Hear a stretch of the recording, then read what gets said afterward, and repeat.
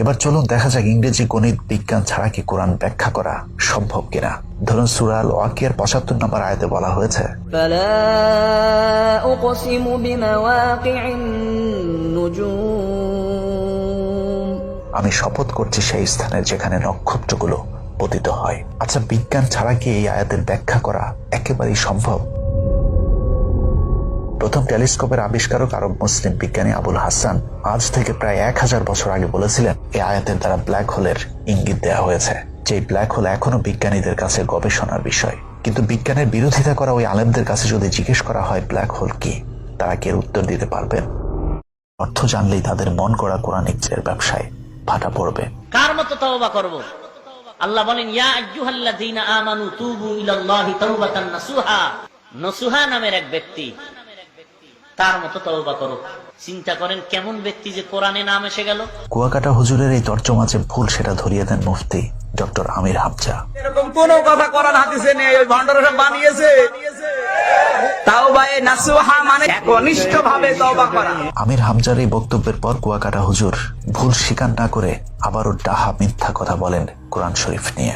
আসলে ব্যাপারটা এমন না, এই নসুহার যে ঘটনাটা শুনাইলাম এটা ভিন্ন কিতাবের ঘটনা, কোরআনেও নাই, হাদিসেও নাই। এসব কারণে কোরআনের অর্থ পড়ার কথা বললে তাদের মধ্যে অস্থিরতা কাজ করে। এই যেমন আবু দুহা মোহাম্মদ আদনান কিছুদিন আগে কোরআন তেলাওয়াতের পাশাপাশি অর্থ জানার গুরুত্ব নিয়ে আলোচনা করাতে আলেমদের একটি চক্র তার উপর প্রচন্ড ক্ষিপ্ত হন। নতুন একটা বাড়িছে ইউটিউব বক্তা, পোলাবাইনে খুব পছন্দ, বাংলিশ ওয়াজ করে, বাংলা বলে আর পটর পটর ইংরেজি বলে, হাতে মনে করে এত কত কিছু গাদা কথাকার। দীর্ঘদিন ধরে চলে আসা এরকম ভুলভালের মধ্যে আটকে ছিলাম আমরা, কিন্তু সম্প্রতি বছরগুলোতে ভুল ভাঙতে শুরু করেছে উপমহাদেশের মুসলমানদের।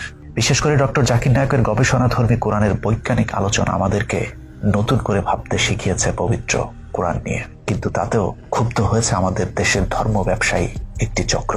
লম্বা সময় ধরে চলে আসা পীর, মাজার, মিলাদ, কুলখানি, চল্লিশা কিংবা লোক ভাড়া করে কোরআন খতমের মতো বেদাতকে যারা পৃষ্ঠপোষকতা দিয়েছে, তারাই জাকির নায়কের ঘোর বিরোধিতা শুরু করেছে। ইমাম সাহেবের কাজ ইমামতি করা, এখন ডাক্তার সাহেব ইমামতির মশাল্লা নিয়ে টানাটানি শুরু করে দিয়েছে। কোরআন শরীফে পড়ে ভুল, এমন ভুল পড়ে আমি ওনার কোরআন শরীফ নিজ কানে শুনেছি, এই ভুলে নামাজ হয় না।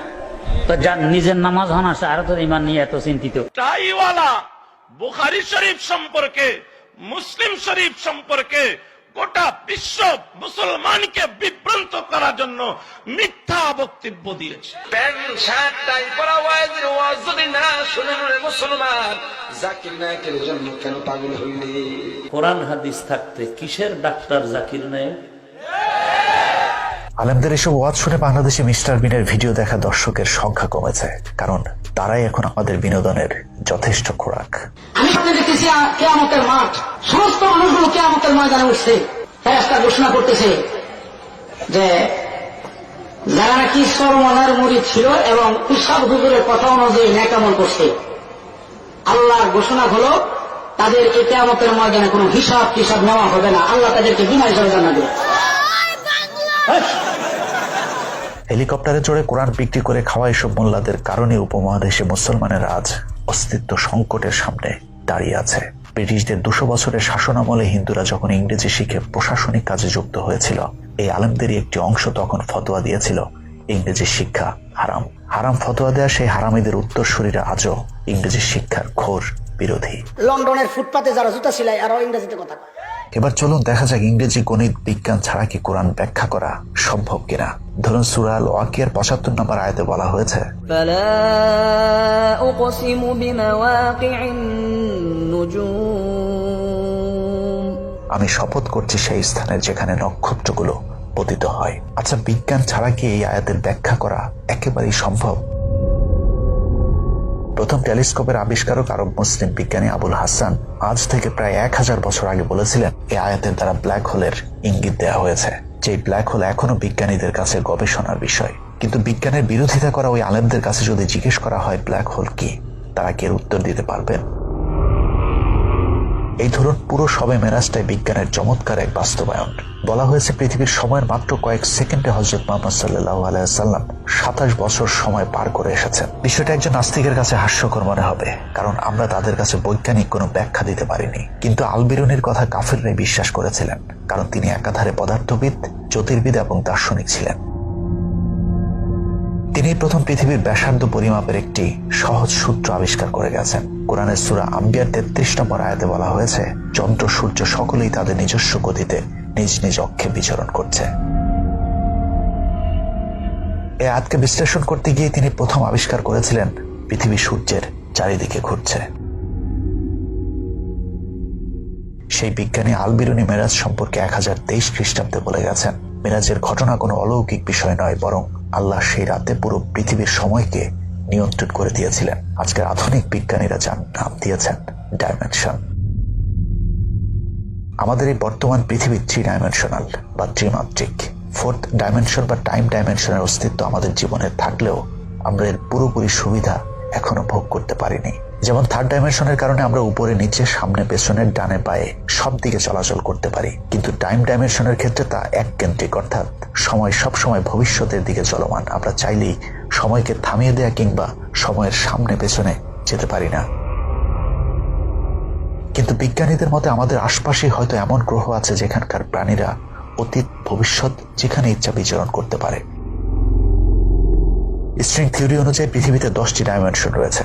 এর মধ্যে আমরা যদি 5th ডাইমেনশন পর্যন্ত বাস্তব রূপ দিতে পারতাম, তাহলেই আমরা আমাদের ভবিষ্যতে চলে যেতে পারতাম, সময়কে থামিয়ে দিতে পারতাম, এমনকি একজন মানুষই আলাদা হয়ে 2 জন মানুষের মতো বিচরণ করতে পারতাম। এম থিওরি অনুযায়ী পৃথিবীতে ডাইমেনশন রয়েছে 11টি। বৈজ্ঞানিক স্ট্রিং থিওরির মতে 26টি ডাইমেনশন থাকতে পারে আমাদের এই মহাবিশ্বে। এবার চিন্তা করুন, বিজ্ঞানীরা যদি 26টি ডাইমেনশনের গাণিতিক রূপ দিতে পারে, তাহলে যিনি এই মহাবিশ্ব সৃষ্টি করেছেন তার পক্ষে কততম ডাইমেনশনের বাস্তব রূপ দেওয়া সম্ভব? স্ট্রিং থিওরি অনুযায়ী 10ম ডাইমেনশনে অবস্থান করা কোনো প্রাণী তার গ্রহের বাইরের অন্য গ্রহেও প্রভাব বিস্তার করতে পারে, অর্থাৎ সে চাইলে অন্য গ্রহের সময়কে আটকে দিয়ে তার নিজের গ্রহের সময় চলমান রাখতে পারেন। অতএব আমরা যদি ধরে নিই আল্লাহ 10ম ডাইমেনশনে অবস্থান করছেন, তাহলে তার পক্ষে পৃথিবীর সময়কে 27 বছরের জন্য আটকে দেয়া সম্ভব। কিংবা হতে পারে রাসূল সাল্লাল্লাহু আলাইহি ওয়াসাল্লামকে সেদিন যেখানে নিয়ে যাওয়া হয়েছিল সেখানকার 27 বছরের সাথে পৃথিবীর সময়ের অনুপাত মাত্র কয়েক সেকেন্ড। যেমন আমাদের সৌরজগতের শুক্র গ্রহের একদিন সমান পৃথিবীর 116 দিন 18 ঘন্টা, অর্থাৎ শুক্র গ্রহে আপনি একদিন কাটিয়ে আসলে আপনার পৃথিবীর জীবন থেকে 116 দিন শেষ হয়ে যাবে। তার মানে একই সময় বিভিন্ন গ্রহের সময়ে যদি পার্থক্য থাকতে পারে, তাহলে আরশে আজিমের সাথে পৃথিবীর সময়ের পার্থক্য কত সেটা আমাদের মানুষের পক্ষে জানা কখনোই সম্ভব না। তবে যেহেতু রাসূল সাল্লাল্লাহু আলাইহি ওয়াসাল্লাম আল্লাহর কাছে যাবার আগে মসজিদুল হারাম থেকে বাইতুল মুকাদ্দাস পর্যন্ত পৃথিবীতে ছিলেন এবং ওই সময় মক্কা থেকে জেরুজালেমে যেতে দীর্ঘ সময় কেটে যেত, সেই কারণে অনুমান করা যায় আল্লাহ হয়তো এখানে তার হায়ার ডাইমেনশনাল ক্ষমতা ব্যবহার করে পৃথিবীর সময়কে 27 বছরের জন্য আটকে দিয়েছিলেন। অতএব মুহাম্মদ সাল্লাল্লাহু আলাইহি ওয়াসাল্লামের মেরাজ কোনো গল্প নয়, বরং বৈজ্ঞানিক থিওরির প্রতিফলন। মেরাজের ঘটনায় কিভাবে বিজ্ঞানের প্রয়োগ ঘটেছে তা বোঝার জন্য উৎকৃষ্ট উদাহরণ হতে পারে epic science fiction movie Interstellar. এই ছবিটিতে টাইম ট্রাভেলের বিষয়টি নিখুঁতভাবে ফুটিয়ে তোলা হয়েছে। যেমন মুভির একেবারে শেষ দিকে ছবির প্রধান চরিত্র কুপারের সাথে তার মেয়ে মার্ফের যখন সাক্ষাৎ হয়, তখন বাবার চেয়ে মেয়ের বয়স অনেক বেশি দেখানো হয়েছে, কারণ বাবা পৃথিবী থেকে দীর্ঘ সময়ের জন্য বিভিন্ন গ্রহে অবস্থান করেছেন। ইন্টারস্টেলার মুভিতে ব্ল্যাক হোলের পাশাপাশি ওয়ার্ম হোলের বাস্তব ব্যবহার দেখানো হয়েছে, যা আমাদের এক গ্রহ থেকে অন্য গ্রহের শর্টকাট ওয়েতে নিয়ে যেতে সক্ষম। অর্থাৎ মেরাজের রাতে নবীজিকে বহন করা যে দ্রুতগামী বাহনের কথা বলা হয়েছে, হতে পারে সেটাও ছিল শক্তিশালী মধ্যাকর্ষণ শক্তির সর্বোচ্চ ব্যবহার। বিধর্মীরা মেরাজকে অস্বীকার করলেও ইন্টারস্টেলার মুভিকে বলেছেন বৈজ্ঞানিক, কারণ এই মুভিতে স্ট্রিং থিওরি, রিলেটিভিটি, অ্যাস্ট্রোফিজিক্স এবং টাইম ডাইলেশন সহ বেশ কয়েকটি বৈজ্ঞানিক সূত্রের বাস্তবিক রূপ দেওয়া হয়েছে। তবে বাস্তবে তা করতে হলে বিজ্ঞানকে আরো অনেক দূরে এগিয়ে যেতে হবে, তা হয়তো কখনোই সম্ভব নাও হতে পারে। কাফেররা যখন বিজ্ঞানের এসব জয়যাত্রার পথে নতুন নতুন আবিষ্কারের স্বপ্ন দেখছে, বিজ্ঞানময় এই কোরআন থেকে ইংরেজি গণিত বিজ্ঞান বাদ দিয়ে আমাদের আলেমরা তখন সাপ ব্যাঙের বানোয়াট কেচ্চা কাহিনী শিখিয়ে তৈরি করছেন মসজিদের ইমাম আর মাদ্রাসার শিক্ষক, যাদের আয়ের একমাত্র উৎস মানুষের জাকাত, ফিতরা, মিলাদ আর কুরবানির চামড়ার টাকা। বলে এই শিক্ষা সিলেবাস সংস্কার করো, বলে কেন? ইংরেজি ঢুকাও, বিজ্ঞান ঢুকাও। কারা এরা? এরা ইংরেজদের দালাল। ধোকা খায়ও না, ওই ইংরেজি পড়ার মধ্যে আমার কোনো গর্ব নাই। আমরা কোরআন থেকে বিজ্ঞানকে আলাদা করে দেওয়ার সুযোগে আমাদের দেশে ইসলাম বিদ্বেষী নাস্তিকেরাও বিজ্ঞান থেকে কোরআনকে সরিয়ে দিয়েছে। আমাদের পাঠ্যপুস্তকের 6ষ্ঠ থেকে দ্বাদশ পর্যন্ত বিবর্তন নামে একটি অধ্যায় পড়ানো হচ্ছে, যা কোরআনের সুস্পষ্ট বিরোধিতা। যেখানে বিজ্ঞানের ভ্রান্ত ব্যাখ্যা দিয়ে শেখানো হচ্ছে মানুষের উৎপত্তি বানর, শিম্পাঞ্জি কিংবা গরিলা থেকে।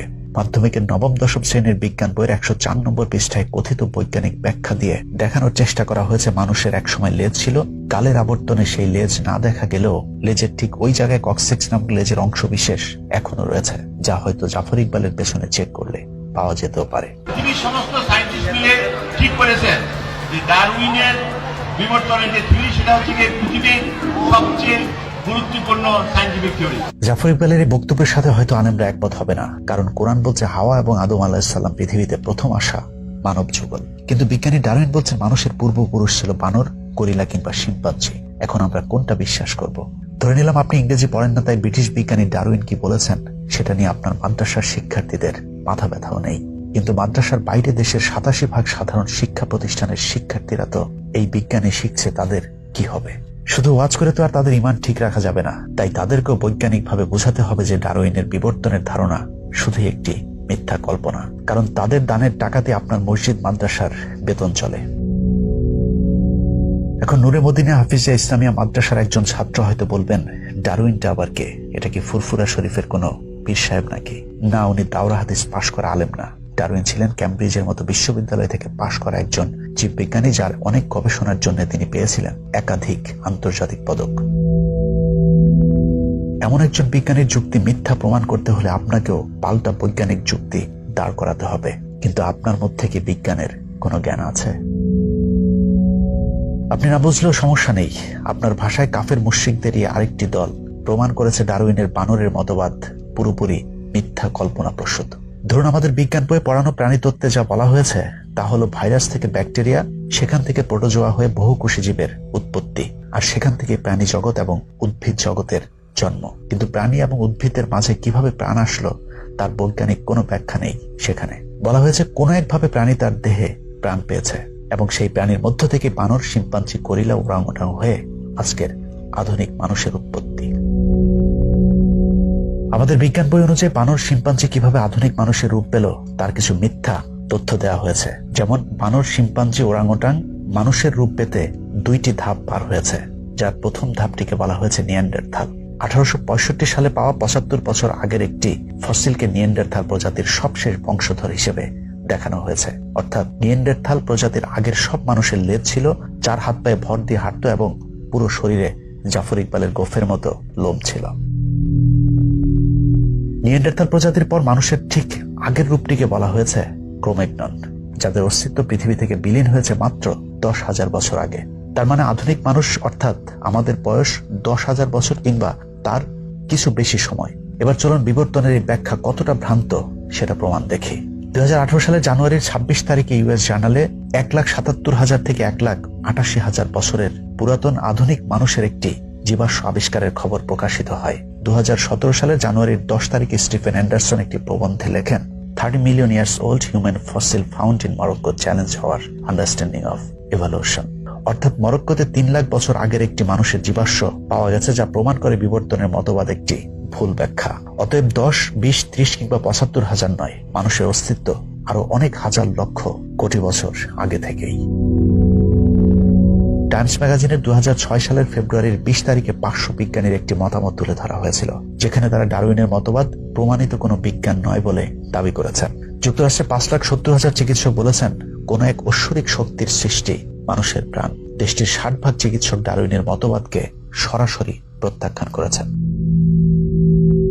বিখ্যাত জীববিজ্ঞানী কেভিন অ্যান্ডারসন বলেছেন, জীববিজ্ঞানের প্রধান শর্ত জীবন আসে জীবন থেকে, কিন্তু বিবর্তনের এই মতবাদ জীববিজ্ঞানের সেই মৌলিক শর্তকেই ভায়োলেট করেছে। অতএব এটা কোনো বিজ্ঞান হতে পারে না। কেভিন অ্যান্ডারসন আরো বলেন, কেউ যদি মনে করে সে প্রাণ তৈরি করতে পারবে, তাহলে আমি প্রাণীর সবগুলো উপাদান, শর্করা, অ্যামাইনো অ্যাসিড, লিপিড, এই সবগুলো উপাদান দিয়ে বলবো সে যেন একটি প্রাণ তৈরি করে দেখায়। এখন পর্যন্ত সমসাময়িক জেনেটিক্স, কোষ জীববিজ্ঞান, ইপিজেনেটিক্স, আণবিক জীববিজ্ঞান এবং জৈব রসায়ন বিদ্যায় লাখ লাখ টাকা খরচ করে প্রাণ উৎপত্তির যে গবেষণা চলছে তার ফলাফল একেবারেই শূন্য। তিনি বলেন, সুনির্দিষ্টভাবে বলা না গেলেও যা মনে হচ্ছে তা হলো প্রাণ সৃষ্টির এই প্রচেষ্টা কখনোই সফল হবে না, কারণ কোন এক অদৃশ্য শক্তি আমাদের দেহে প্রাণ দিয়েছেন, যা আমাদের চিন্তার শক্তিরও বাইরে। অবশ্য পবিত্র কোরআন সেই শক্তির প্রমাণ দিয়েছে সূরা আম্বিয়াতে, যেখানে বলা হয়েছে আমি পৃথিবীর সব প্রাণীকে পানি থেকে সৃষ্টি করেছি। বিজ্ঞানীরা আজ প্রমাণ পেয়েছে প্রাণীদেহের কোষের গুরুত্বপূর্ণ উপাদান সাইটোপ্লাজমের 80% পানি। তারপরেও আমাদের বিজ্ঞানের নামে অবৈজ্ঞানিক এসব মিথ্যা কল্প কাহিনী পড়ানো হচ্ছে।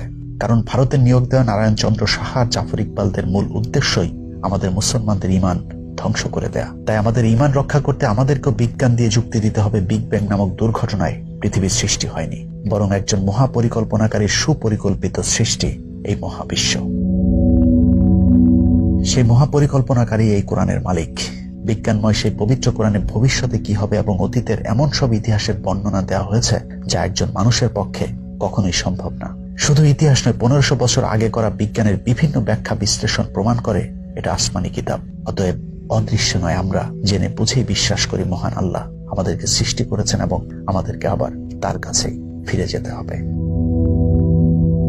যারা মনে করেন হযরত মুহাম্মদ সাল্লাল্লাহু আলাইহি সাল্লাম গণক কিংবা জাদুকর ছিলেন, তাদেরকে শুধু এতটুকুই বলবো যে জাদুকর টেলিস্কোপ ছাড়াই সৌরজগতের বর্ণনা দিতে পারেন, আল্ট্রাসোনোগ্রাম মেশিন ছাড়াই যিনি মানব ভ্রূণের বিশদ আলোচনা করতে পারেন, 1500 বছর আগে যার করা ভবিষ্যৎবাণী আজ হুবহু মিলে যাচ্ছে, আমার সেই জাদুকরের প্রতি ঈমান আনতে একদমই সন্দেহ নেই। আল্লাহ হাফেজ।